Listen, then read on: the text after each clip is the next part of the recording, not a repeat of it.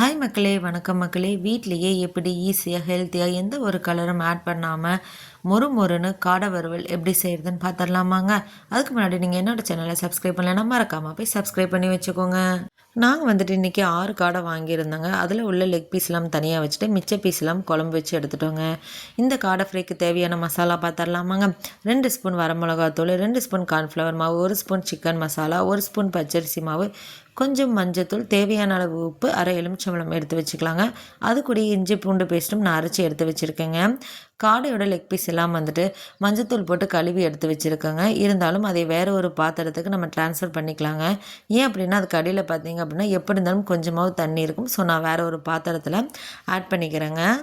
காடை பீஸ் எல்லாம் வேற ஒரு பாத்திரத்துக்கு ட்ரான்ஸ்ஃபர் பண்ணதுக்கப்புறம் நீங்களே பாருங்கள் அந்த பிளேட்டில் எவ்வளோ தண்ணி இருக்குன்னு சொல்லிட்டு.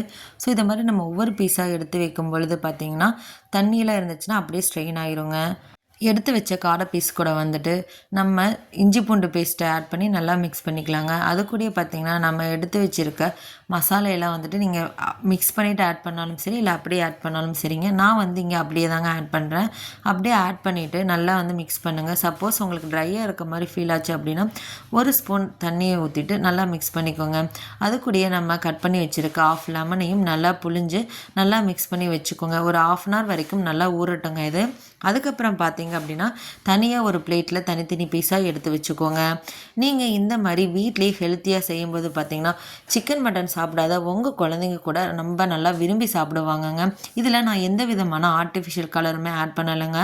இது வந்து நம்ம வரமிளகாத்தூளோட கலர் தாங்க ரிசல்ட்டாக வந்திருக்கு. வரமிளகாத்தூளுமே நம்ம வீட்லேயே செஞ்சது தாங்க. ஸோ இந்த மாதிரி நீங்கள் வீட்டில் செஞ்சு கொடுத்து பார்த்து சொல்லுங்கள். ஸோ இது மாதிரி ஒவ்வொரு பீஸாக நம்ம வந்து பிளேட்டில் வந்து அரேஞ்ச் பண்ணி எடுத்து வச்சுக்கலாங்க. அதுக்கப்புறம் கடாய் வந்துட்டு எண்ணெய் ஊற்றிட்டு எண்ணெய் நல்லா ஹீட் ஆனதுக்கப்புறம் ஒவ்வொரு பீஸாக பொரிச்சு எடுத்தால் நம்மளோட காடை ஃப்ரை ரெடி ஆகிடுங்க. காடை வந்து பார்த்திங்கன்னா சீக்கிரமாகவே வெந்துடுதுங்க.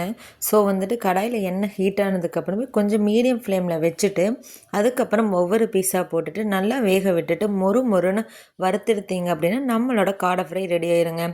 நீங்கள் காடைக்கு பதிலாக சிக்கன் கூட ட்ரை பண்ணி பார்க்கலாங்க. இதே ஸ்டைலில் சூப்பராக இருக்குங்க. நீங்கள் வந்துட்டு ப்ரெட் ஸ்க்ரம்ஸ் இருந்துச்சு அப்படின்னா அதில் பெரட்டி நீங்கள் ஆயிலில் போட்டு எடுத்தாலும் சும்மா சூப்பராக இருக்குங்க டேஸ்ட்டு.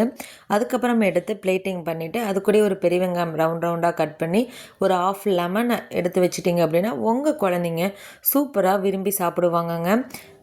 இந்த வீடியோ பிடிச்சிருந்துச்சு அப்படின்னா மறக்காமல் என்னோடய சேனலை சப்ஸ்கிரைப் பண்ணிக்கோங்க.